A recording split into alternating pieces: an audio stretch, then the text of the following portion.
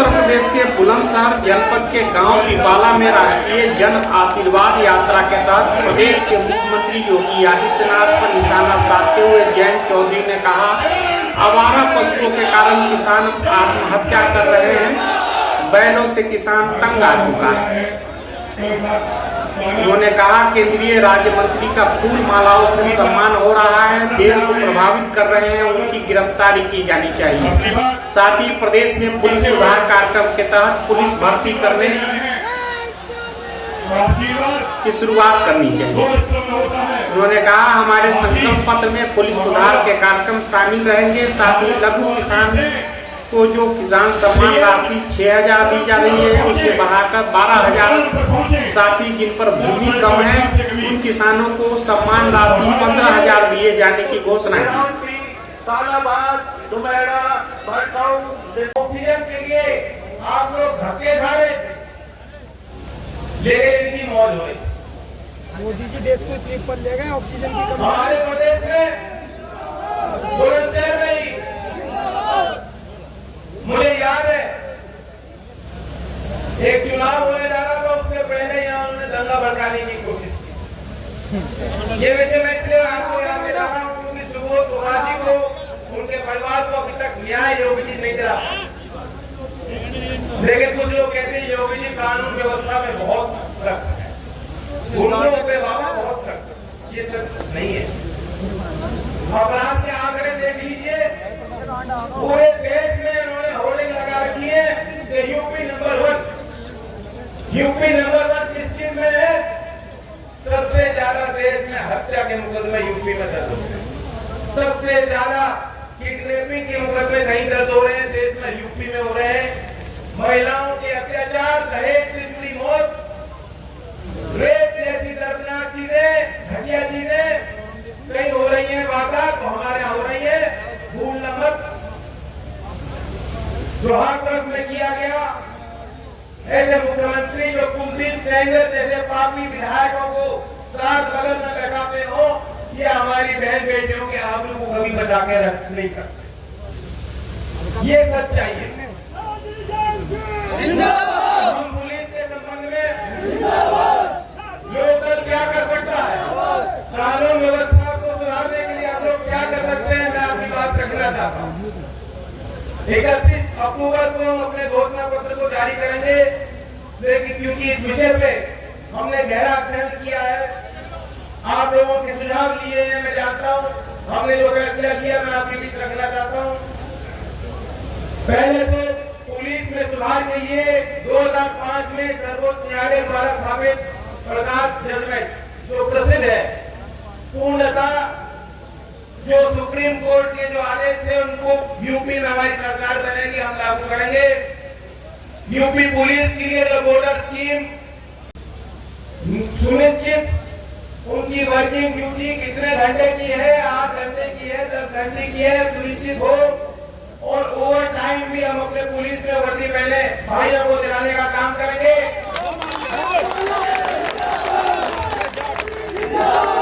महिलाओं के विरुद्ध बढ़ रहे अपराध को दृष्टिगत रखते हुए जो नई भर्तियां पुलिस में होंगी, 50% आरक्षण उसमें मेरी बहनों के लिए किया जाएगा। क्योंकि महिला पुलिस वाली लाठी नहीं मारेंगी, डंडा नहीं मारेंगी, वो प्यार से समझा, बुरा मत मानना भाई। हमारी बहनें हैं और नौकरी में, चाहे सरकारी दफ्तर कोई सा भी हो, उनकी गिनती नहीं हो पाती, और इसलिए हमने प्रावधान विशेष किया है। मुझे विश्वास है कई और चीजें हम जोड़ेंगे और हर वर्ग को सुरक्षित रखने के लिए हम कामयाब होंगे। मैंने कुछ दिन पहले नूरपुर की मंडैया में जहां ये कार्यक्रम की शुरुआत की, जो पहली घोषणा की थी वो भी आपके बीच रखना चाहता हूँ। मेरा मानना है कि देश के संसाधनों पे किसान का, मेरा वर्ग मजदूर का पहला हक बनता है, और इसलिए प्रधानमंत्री सम्मान योजना के तहत जो सिर्फ 6,000 रुपए दे रहे हैं, हमारी सरकार बनेगी तो प्रत्येक किसान को 6,000 से बढ़ाकर 12,000 हम लोग कराएंगे। और एक सीमांत किसान है तो असिंचित जमीन में खेती करता है, तो 12 नहीं 15,000 रुपए हम लोग दिलाने का काम करेंगे।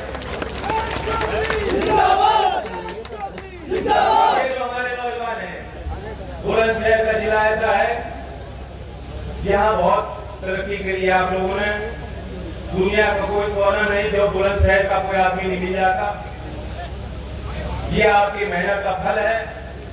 और अगर हमें नई तरक्की लानी है तो युवाओं को शिक्षा और तालीम के बेहतर रास्ते दिखाने होंगे।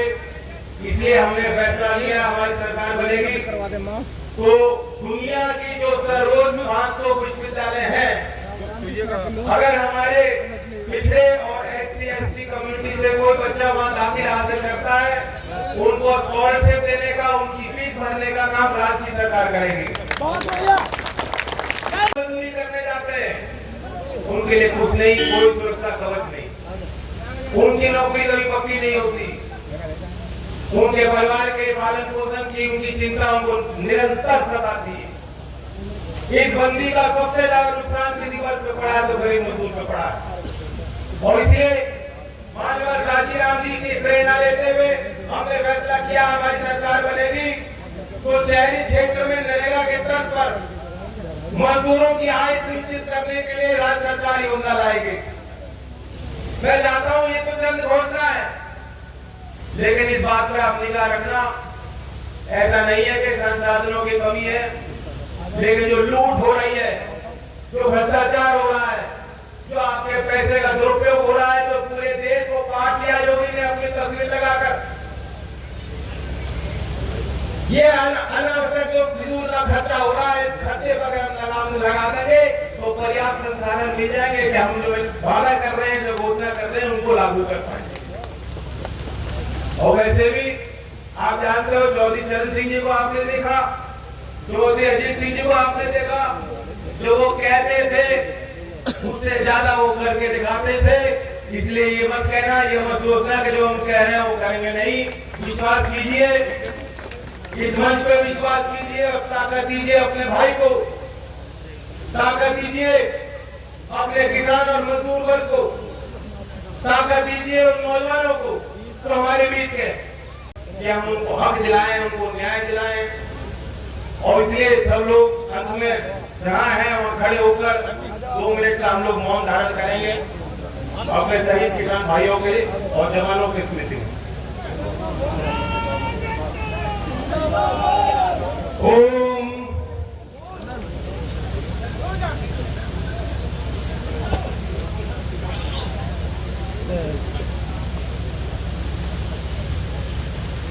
सर, आप आज बुलंदशहर आए हैं, पूरा किस तरीके की रैली रही है?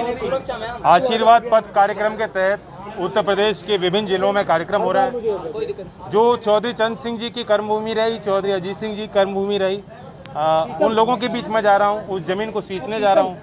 भरपूर प्यार मिल रहा है, आशीर्वाद मिल रहा है। आपने आज मन से कुछ किसानों के लिए घोषणा की है, क्या है? हम अपने लोक संकल्प पत्र में इन चीज़ों को शामिल करेंगे। 31 अक्टूबर सरदार पटेल जयंती के अवसर पर हम घोषित करेंगे। उसमें कुछ प्रमुख बिंदु हैं। हर दिन के कार्यक्रम में एक नई घोषणा मैं कर रहा हूँ। या बुलंदशहर में पुलिस सुधार को लेकर मैंने घोषणा की, किस तरह से हम यूपी के पुलिस कर्मियों का मनोबल बढ़ा सकते हैं, उनकी ड्यूटी आर सुनिश्चित हों, पुरानी भर्तियाँ जो नहीं हो पाई, 2016 की भर्ती भी अब तक लंबित है, वो पूर्ण हो, ताकि उनकी जो वैकेंसीज हैं वो भरी जाएँ और उनको प्रशिक्षित किया जाए। साथ साथ किसानों के लिए जो PM सम्मान योजना 6,000 रुपये केंद्र सरकार देती है, उसको हम 6,000 से बढ़ाकर 12,000 करें।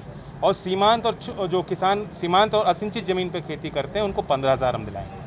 अखिलेश जी ने सर कल कानपुर में एक चीज़ कहा था कि ना ही अब जिस तरीके से हमारी सरकार ना ही बुल मिलेगा ना ही बुल मिलेगा ना ही बुल। अब योगी जी तो अजीब टिप्पणियां करते रहते हैं, वो महिलाओं की बात करते हैं और फिर गाय पे चले जाते हैं। नहीं, अखिलेश जी ने सर कहा है। हाँ तो ठीक है ना, बैल से किसान तंग आ चुके हैं ना। जी जी, वो जो आवारा पशु है उनके बारे में कह रहे हैं। जी जी जी, जो समस्या है सही मानते हैं सर? हाँ बिल्कुल सही मान रहे हैं। आप किसान से पूछ लो, जो तार लगाने को मजबूर हो रहा है।